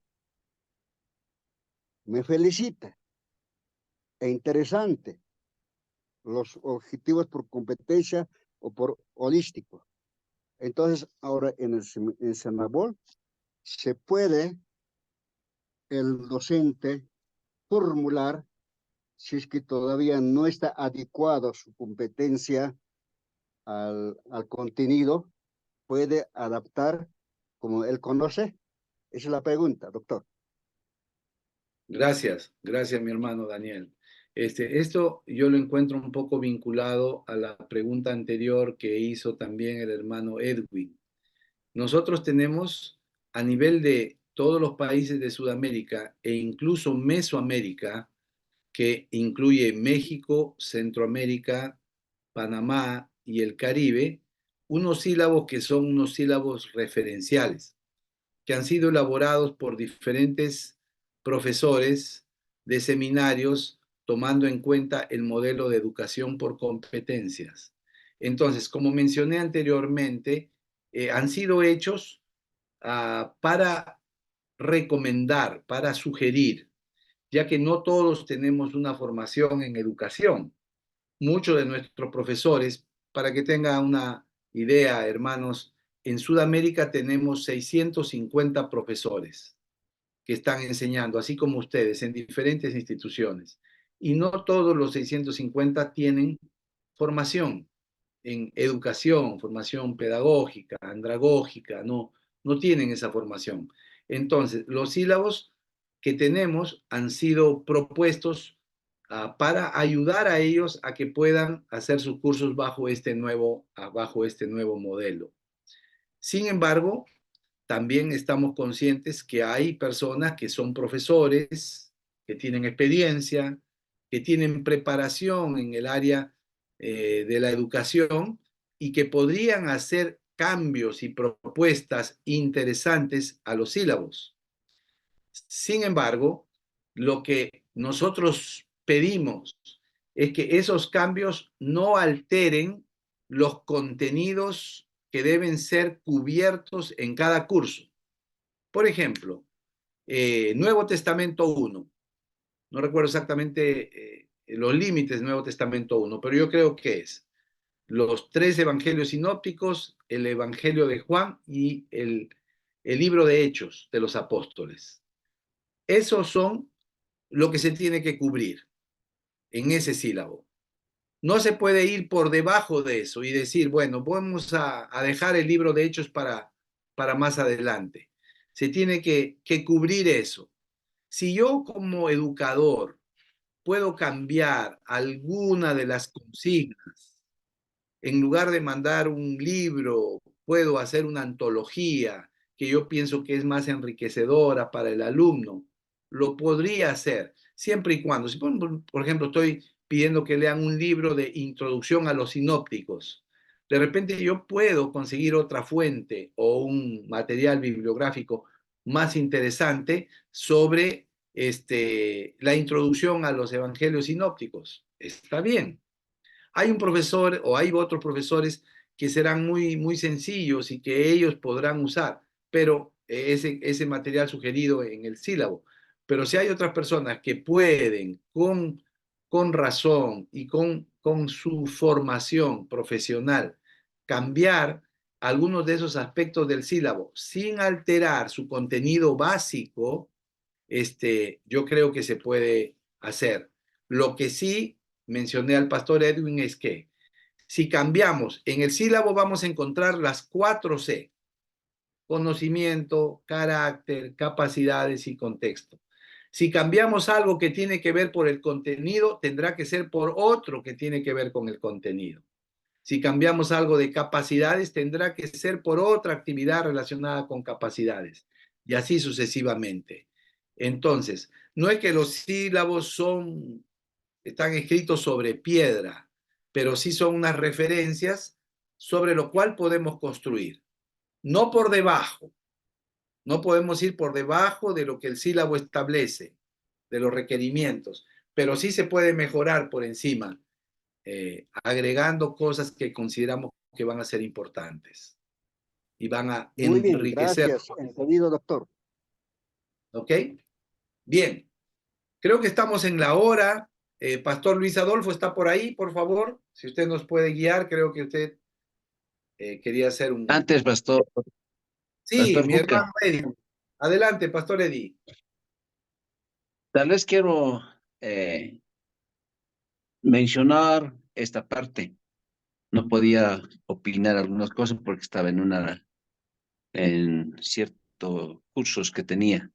Pero lo que puedo decir lo siguiente, y como pedagogo, es notorio porque tenemos mallas curriculares como las 30 materias que usted nos mencionó. Pero los contenidos generalmente es una forma de que nosotros, como en el aspecto pedagógico hemos visto, es como las mallas, o sea, las materias, aplicarlo en el contexto que vivimos. Y sin salirnos del contenido prácticamente que la situación que nos da.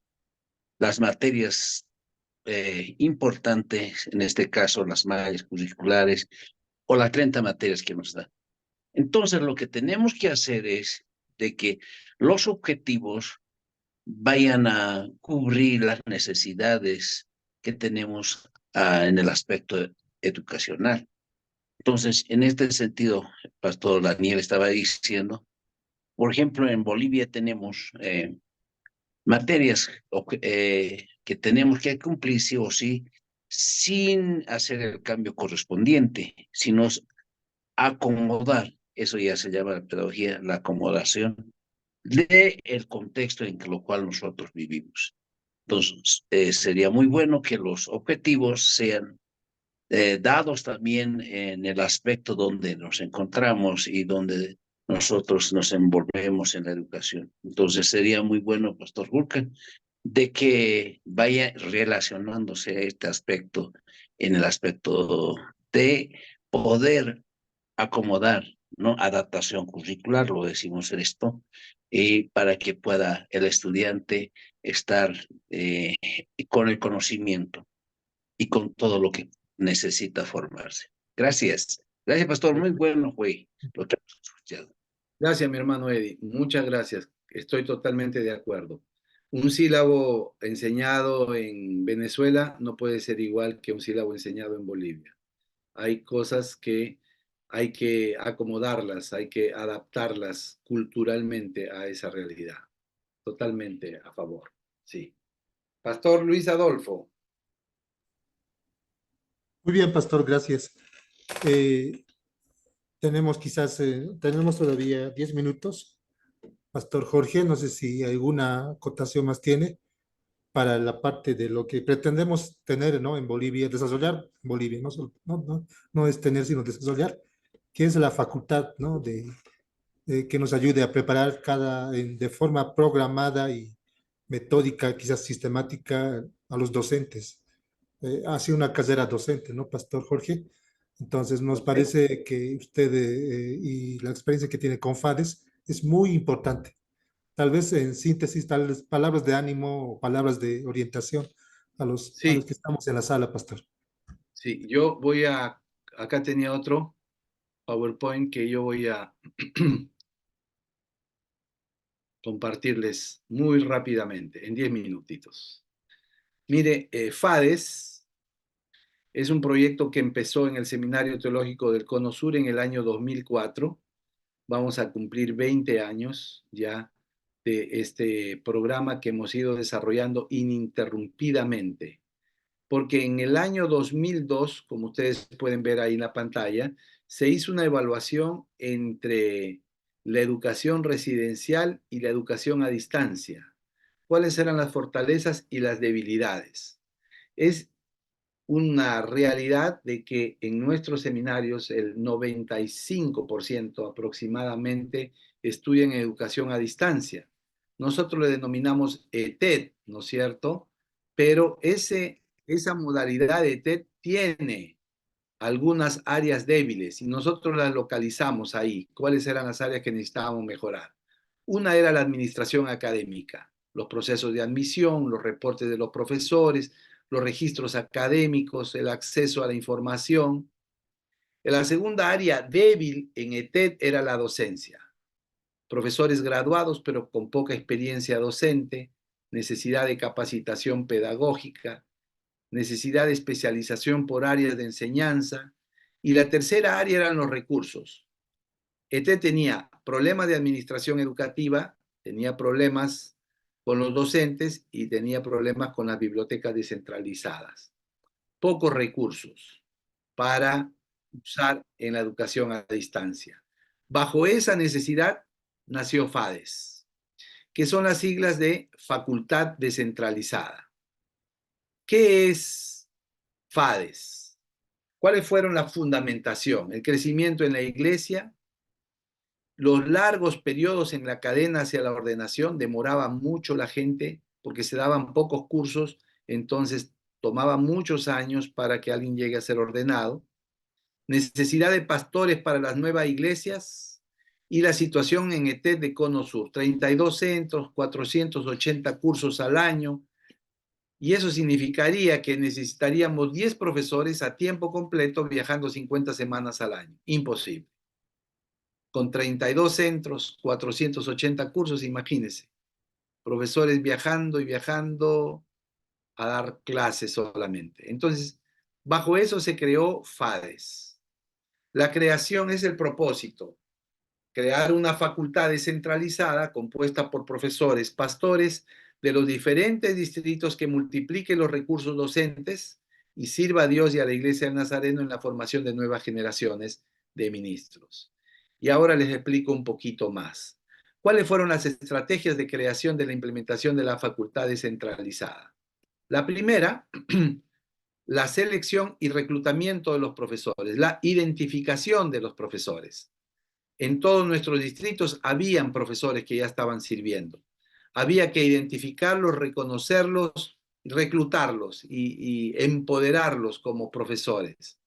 ¿Cuáles eran los requisitos? Recomendación de su superintendente, haber completado el nivel de estudios que va a enseñar, si era bachillerato, que sea bachiller, tener vocación docente, alguien que reconozca que Dios le ha llamado y le ha dado este ministerio de la docencia, y asistir a las jornadas de actualización docente como la que ustedes están teniendo esta semana. Esos son algunos de nuestros profesores que llegaron para las primeras jornadas hace varios años ya. Pero ¿cuál fue la segunda etapa? Una capacitación anual de acreditación.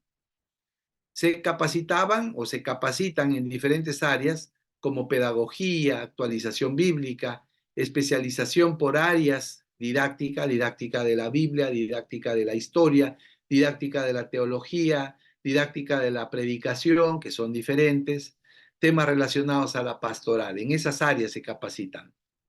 Expositores, lo más renombrados posibles, escritores de libros, docentes experimentados, educadores teológicos, y se tiene una jornada intensiva de 3 días de trabajo que incluyen talleres, ponencias, trabajos en grupo, investigación, TED, esto de exposición así, solos, ¿verdad?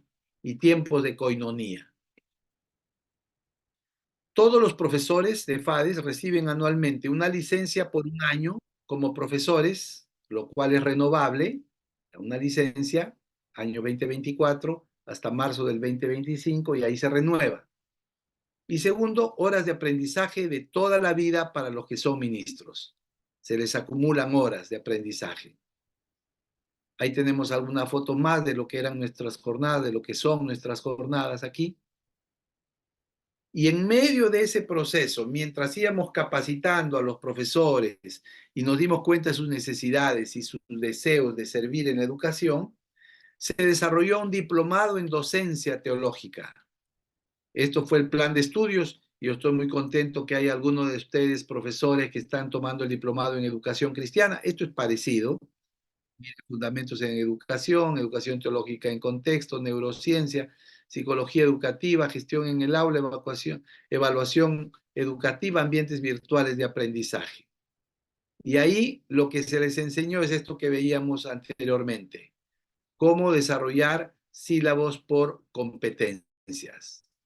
Y la tercera etapa es el envío. Primera etapa, identificamos, seleccionamos a través de los superintendentes de distrito.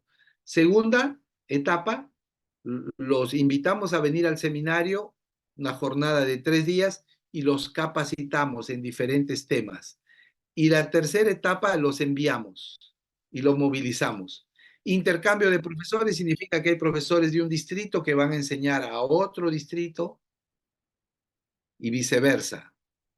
Asignación de profesores por especialización en áreas de estudio. Esto significa que hay profesores que los vamos especializando en algunos temas, hermenéutica, doctrina y santidad, predicación, y esos mismos profesores los tratamos de movilizar a los distritos que requieren esos profesores. Y financiamiento de la movilización de los profesores. Lo que hacemos con este caso es que el seminario con el distrito se convierten en socios en el envío de estos profesores. El seminario paga el 50% del pasaje y el distrito que recibe al profesor donde él va a enseñar paga el 50% de su pasaje restante. Los procesos académicos son asignación del profesor a un determinado centro y curso, una evaluación cruzada, tanto una evaluación del mismo profesor diciendo, me fui a enseñar a los Yungas, esta fue mi evaluación, el centro es muy bueno, tiene tanta cantidad de alumnos, etcétera. Los alumnos muy aplicados, muy responsables, esta fue mi evaluación. Y del alumno hacia el profesor también. Y una tabulación de los resultados y revisión con el profesor. Digamos, a mí me invitan para enseñar en Santa Cruz, yo voy y enseño el curso, después los alumnos me evalúan y el seminario se sienta conmigo y me dice, esta fue su evaluación del curso que dio en Santa Cruz. usted hizo muy bien, o usted hizo más o menos, o usted hizo mal. Queremos ayudarle para que usted mejore su trabajo como docente. Esta fue nuestra celebración cuando cumplimos 10 años. Como le digo, ahora estamos para cumplir 20 años. Tuvimos algunos expositores en esa oportunidad. Eso fue nuestro grupo en 10 años.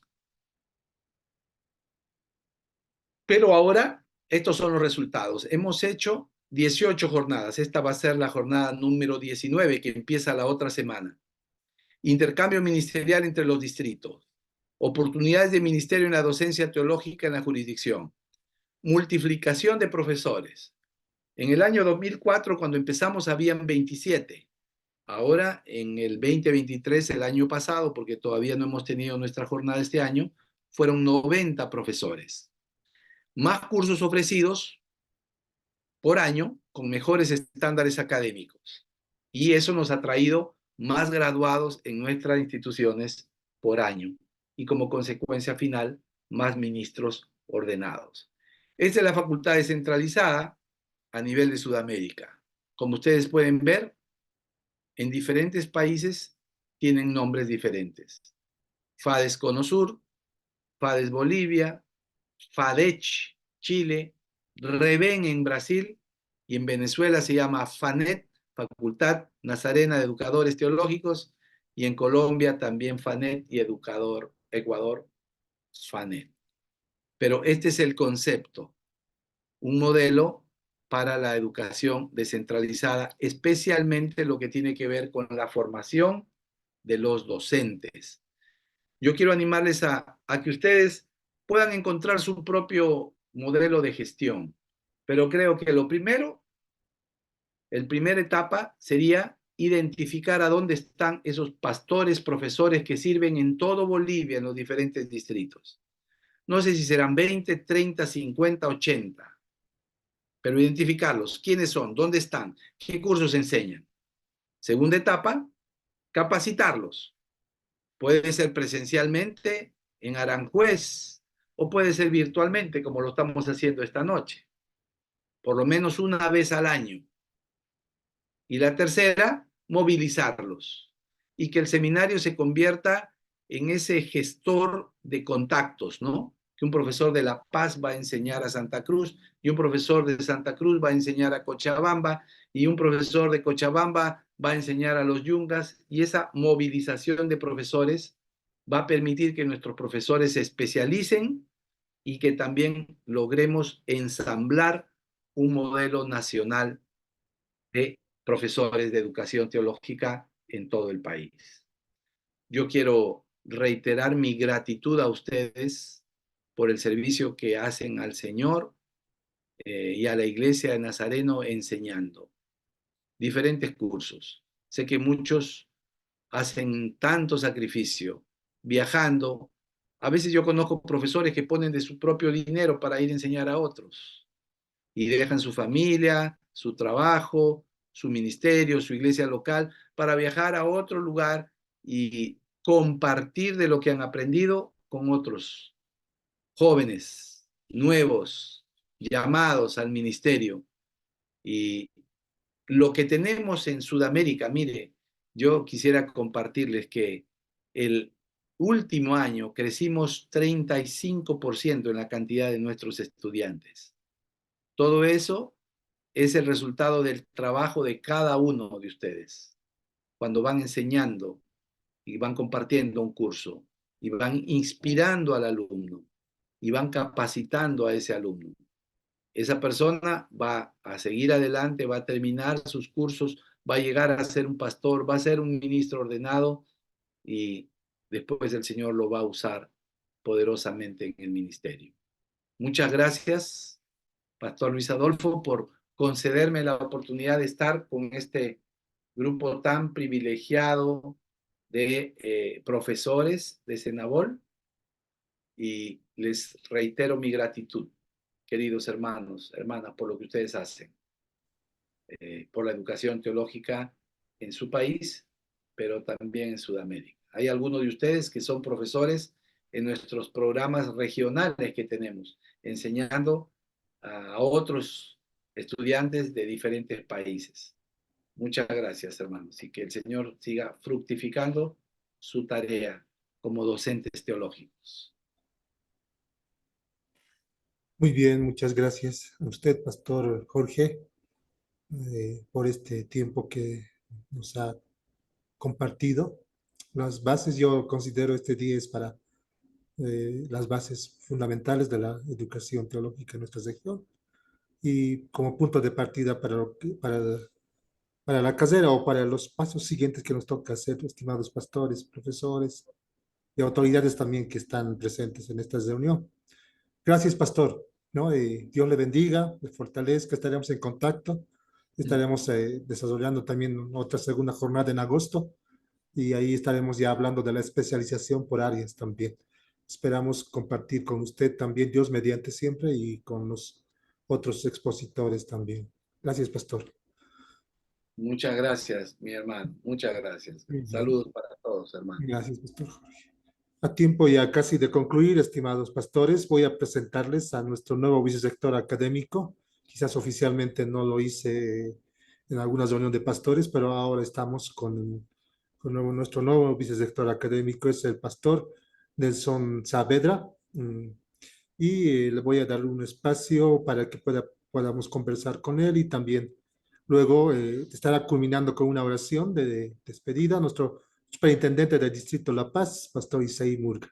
Pastor Nelson, por favor. Buenas noches, pastores. Gracias por el tiempo que han apartado este día para poder participar de esta actualización. Bueno, en primer lugar, pues agradecer al Señor por permitirme estar en el seminario y en esta actividad, pues quiero agradecer, ¿no?, al doctor Julka por esa brillante exposición del tema educación teológica por competencias, haciéndonos ese desafío para implementar esas 3 Cs, aparte de la que siempre se hizo, la de conocimiento. Y estamos seguros de que vamos a mejorar, vamos a lograr que los ministros, futuros ministros puedan hacer las cosas mejor, que lo hagan con principios y que lo hagan de la forma más adecuada al lugar donde ellos van a trabajar, donde ellos ministran. También por la explicación de los 30 cursos para ordenación. Yo también tenía esa duda sobre los cursos que se fusionaron y los nuevos cursos que aparecieron. Y también quiero agradecer, ¿no?, porque nos ha motivado a poder seguir adelante con lograr que los conocimientos que nuestros estudiantes adquieren, pues los transformen y que obviamente el mejor docente es aquel que logra que sus alumnos aprendan. También esa explicación, ¿no?, de la diferencia que hay ahora entre los sílabos por objetivos que eran antes y los nuevos sílabos por competencias.